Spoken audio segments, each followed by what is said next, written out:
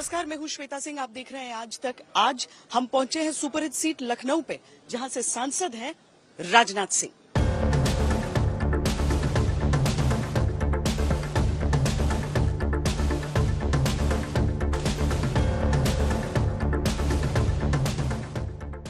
राजनाथ जी, लखनऊ की जनता क्या कह रही है आपसे?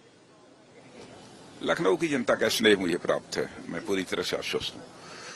तो केंद्र में सरकार की हैट्रिक और यहाँ लखनऊ की सीट से आप चाह रहे हैं हैट्रिक? हाँ, हैट्रिक तो प्राप्त होगी, ऐसा मुझे पक्का विश्वास है। इसका सबसे बड़ा कारण क्या लगता है?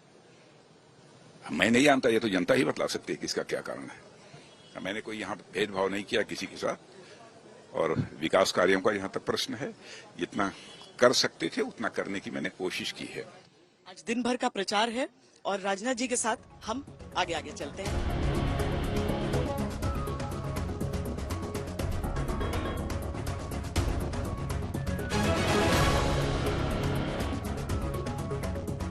बीजेपी के पक्ष में आपको लग रहा है कि जनता खड़ी है?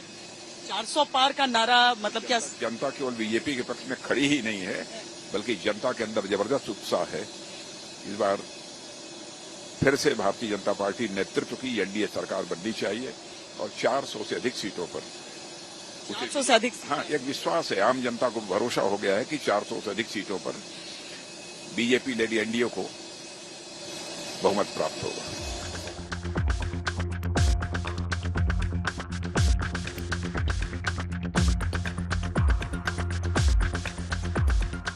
भारतीय जनता पार्टी के एक वरिष्ठ नेता के तौर पर, रक्षा मंत्री के तौर पर, आपके कार्यकाल के लिए हुए फैसले और आपका एक व्यक्तित्व भी बहुत हद तक ये निर्धारित करेगा कि बीजेपी का जो दावा है 400 पार का, वो कैसे पूरा होता है। और इसीलिए मैं आपसे जो राजनीति भी चल रही है राजनाथ जी, उसके बारे में जानना चाहती हूँ। अरविंद केजरीवाल कहते हैं कि चुनाव जीतते ही 2 महीने के अंदर योगी आदित्यनाथ उत्तर प्रदेश के मुख्यमंत्री नहीं रह जाएंगे। मैं समझता हूँ ये सब सारे आरोप जो अरविंद केजरीवाल के द्वारा लगाए जा रहे हैं वह पूरी तरह से बेबुनियाद, निराधार हैं, और ऐसी सारी बातें वो केवल हताशा और निराशा की कारण ही वो बोल रहे हैं। जहां तक भारतीय जनता पार्टी नेतृत्व के एनडीए का प्रश्न है, वह 400 से अधिक सीटों पर विजय प्राप्त करेगी। और जो ये कहते हैं कि मोदी जी प्रधानमंत्री नहीं बनेंगे 2024 के बाद, तो मैं ये पूरी तरह से स्पष्ट कर देना चाहता हूं, प्रधानमंत्री मोदी जी केवल 2024 में ही देश के प्रधानमंत्री नहीं होंगे, बल्कि वह 2029 में भी देश के प्रधानमंत्री होंगे। इसमें कहीं पर कोई पुनर्विचार की कोई गुंजाइश है ही नहीं। केजरीवाल आरोप एक और लगाते हैं कि वो अमित शाह के लिए तैयारी कर रहे हैं, ये चुनाव में वोट आपसे मांग रहे हैं तो वो अमित शाह के लिए मांग रहे हैं, और वो 75 साल वाली बात कर रहे हैं। वो पूरी तरह से बेबुनियाद और निराधार बातें कर रहे हैं। जिस समय इसकी चर्चा चली थी 2014 में, उस समय में भारतीय जनता पार्टी का स्वयं अध्यक्ष था। इस संबंध में कोई फैसला नहीं हुआ था, और हमारे भारतीय जनता पार्टी के संविधान में भी ऐसा कहीं पर कोई प्राविधान है ही नहीं। इस चरण में जब चुनाव होंगे, आपकी सीट पर भी वोटिंग है, और इसके साथ ही बहुत ऐसी सीटों पर वोटिंग है जिस पर सबकी निगाहें हैं। प्रधानमंत्री कहते हैं 80 की 80 लोकसभा की सीटें इस बार बीजेपी लेगी, पर यहीं पर अमेठी और रायबरेली का भी चुनाव होना है। नहीं हो रहा होगा अमेठी रायबरेली का। अमेठी में स्वयं राहुल गांधी चुनाव हार चुके हैं। इसलिए प्रधानमंत्री मोदी जी ने कहा है कि 80 सीटों पर उत्तर प्रदेश में भाजपा जीतेगी और हमारे भाजपा और एनडीए के अलाई जीतेंगे, तो यह सच है। 80 की 80 सीटों पर उत्तर प्रदेश में हमको विजय प्राप्त होगी। जन सामान्य ने मूड बना रखा है, और सारे देश भर का मैं दौरा कर रहा हूं, और सार्वजनिक सभाओं के दौरान जो जनता का मूड मुझे देखने को मिलता है, अन्य माध्यमों से भी जो मुझे सूचना प्राप्त होती है, उस आधार पर मैं तो पूरी तरह से आश्वस्त हूं कि बीजेपी नेतृत्व की एनडीए 400 से अधिक सीटों पर विजय प्राप्त करने जा रही है। रायबरेली को लेकर आपका कोई आकलन है? क्योंकि 80 में 80 का मतलब रायबरेली की जीत भी हो। रायबरेली और अमेठी सभी सीटों पर भारतीय जनता पार्टी जीतेगी। राजनाथ जी, एक राजपूत समुदाय की नाराजगी की बात आ रही थी, और अभी से नहीं, पहले चरण से आ रही थी। अब यहाँ पर 2 सीटें आपकी ऐसी, 2 से ज्यादा ही मुझे लगता है 4 सीटें ऐसी आ जाती है जहाँ पर फैक्टर्स और भी अलग अलग हो जाते हैं, जहाँ राजा भैया का फैक्टर आ जाता है, जो कह देते हैं कि जहां मन वोट डालो, धनंजय सिंह जो कि साथ आते हुए दिख रहे हैं। नहीं, सारे समाज के हर वर्ग के लोग जो है भारतीय जनता पार्टी के साथ हैं। सब लोग ये चाहते हैं कि मोदी जी को भारत का प्रधानमंत्री बनना चाहिए, क्योंकि 10 वर्षों का जो उनका कार्यकाल रहा है उसमें सारा देश ये महसूस करता है कि सारी दुनिया में भारत का कद बढ़ा है और साथ ही साथ देश की अर्थव्यवस्था भी पहले की तुलना में काफी ताकतवर हुई है, काफी मजबूत हुई है। प्रधानमंत्री ने आज तक कोई इंटरव्यू देते हुए कहा कि मैं हिंदू मुस्लिम की राजनीति नहीं करता हूं, कोई संप्रदाय की बात करता है तो मैं जवाब देता हूं उसका, बस जो मेरा जो दायित्व है। लखनऊ एक ऐसी सीट है जहां पर जो आंकड़े अभी तक के बताते हैं, चाहे वो वाजपेयी जी का संसदीय दौर रहा हो या फिर आपका, हिंदू मुस्लिम वो नहीं सोचते, मजहबी एंगल कभी नहीं सोचते हैं वोट डालने। नहीं, हमें लखनऊ में मुझे हिंदू और मुस्लिम सभी समाज का समर्थन प्राप्त हो रहा है, चाहे हिंदू हो, मुसलमान हो, क्रिश्चियन हो, जो भी हो, सभी का समर्थन प्राप्त हो रहा है। और देश के दूसरे कोने से भी राज्यों से के लोग भी हमारे लखनऊ में रहते हैं, सबका समर्थन मुझे प्राप्त हो रहा है। अद्भुत मुझे स्नेह प्राप्त हुआ है और मैं कह सकता हूं कि मेरे लिए स्वयं ही अप्रत्याशित है जिस प्रकार का स्नेह प्राप्त हो रहा है। और वह मैं मानता हूं कि केवल हमारे कारण ही नहीं है, बल्कि हमारे प्रधानमंत्री मोदी जी ने जो कुछ भी काम किया है ये उसका असर है। और हमारे उत्तर प्रदेश के मुख्यमंत्री योगी आदित्यनाथ जी ने भी कानून और व्यवस्था की स्थिति को जिस तरीके से सुधारा है, जिस तरीके से चुस्त दुरुस्त किया है और जिस तरीके से अन्य विकास की योजनाओं का यहाँ पर श्री गणेश हुआ है अथवा की गई हैं, विकास की योजनाएं पूरी हुई हैं, उनको देखते हुए जन सामान्य की धारणा ये बनी हुई है। जब विपक्ष ये दिखाने का प्रयास करता है कि योगी जी की जो कार्रवाई है, जो सरकार की कार्रवाई है, वो एक धर्म के विरुद्ध है, माफिया को खत्म करने की, कदापि भी नहीं। भारतीय जनता पार्टी का जहां तक प्रश्न है, भारतीय जनता पार्टी जाति, पंथ और मजहब की राजनीति नहीं करती है। भारतीय जनता पार्टी बराबर इंसाफ और इंसानियत की राजनीति करती है।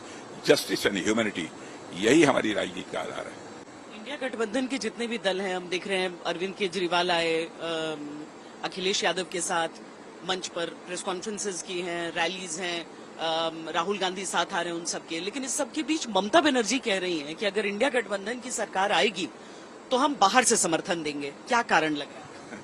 आप देखिए, इंडिया अलायंस की पार्ट तो है नहीं, और जहां तक केजरीवाल का प्रश्न है उनके बारे में मैं बता दूं, बाहर भले ही वो इंडिया अलायंस के पार्टनर हों, लेकिन पंजाब में आप और कांग्रेस एक दूसरे के खिलाफ ये चुनाव लड़ रहे हैं। एक दूसरे की जितनी भी आलोचना की जा सकती है उतनी आलोचना भी ये कर रहे हैं। तो यह मानी हुई बात है कि इंडी अलायंस आज तक जन सामान्य में अपनी विश्वसनीयता बना ही नहीं पाया है, इसलिए चुनाव जीतने का प्रश्न ही नहीं है। रक्षा मंत्री के तौर पर मैं एक दो सवाल आपसे जानना चाहती हूँ। एक ये चुनावों के समय अग्निवीर का मुद्दा बहुत बड़ा बनाया गया है। राहुल गांधी कहते हैं हम हटा देंगे, जैसे ही हम सत्ता में आए हम हटा देंगे। केजरीवाल भी इस चीज को कहते हैं। मैं मानता हूं सुरक्षा के मुद्दे पर इस तरीके से किसी राजनीतिक पार्टी को गलत बयानबाजी नहीं करनी चाहिए।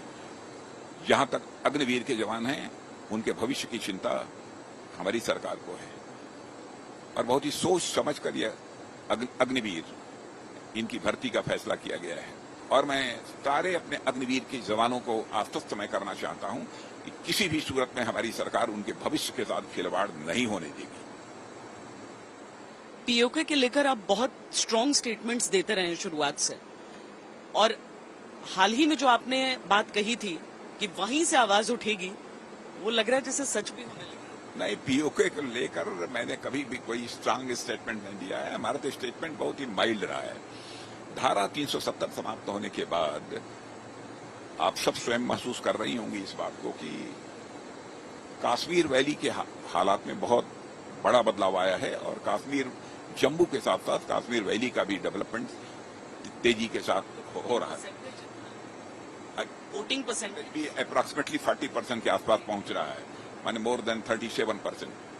ये मैं समझता हूं कि कश्मीर वैली की इस हिस्ट्री में ऐसा पहली बार हुआ है। मुझे लगता है पीओके तो पास नहीं है ना, तो पीओके के लोगों को यह सब सारी चीजें दिखाई दे रही हैं। और आज के 3-4 साल पहले ही मैंने कहा था पीओके पर हमें कब्जा करने की कोई जरूरत नहीं पड़ेगी। पीओके के भाई बहन स्वयं इस बात की डिमांड करेंगे कि हमको भारत के साथ मर्ज होना है, स्वयं उनकी तरफ से मांग की जाएगी।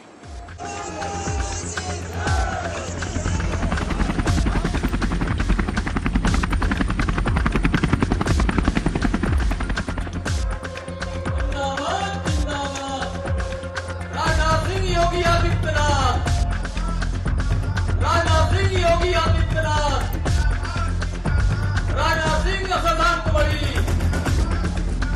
राजनाथ सिंह श्रद्धांजलि बड़ी। समाप्त पार्टी और विलुप्त पार्टी का क्या आरोप? नहीं, अब जिस तरीके से समाजवादी पार्टी समाप्त होती जा रही है, सपा कहते ही है, तो मुझे लगता है कुछ समय में ऐसे हालात हो जाएंगे, लोग ये कहेंगे समाप्त पार्टी है।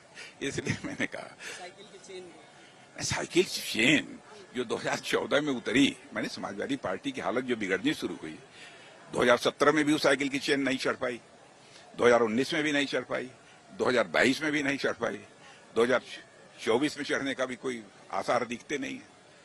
इसीलिए मैंने कहा कि अब 10 साल हो गए, अब चेन में भी जंग लग गया है, उसके व्हील में भी जंग लग गया, अब कैसे आगे बढ़ेगी?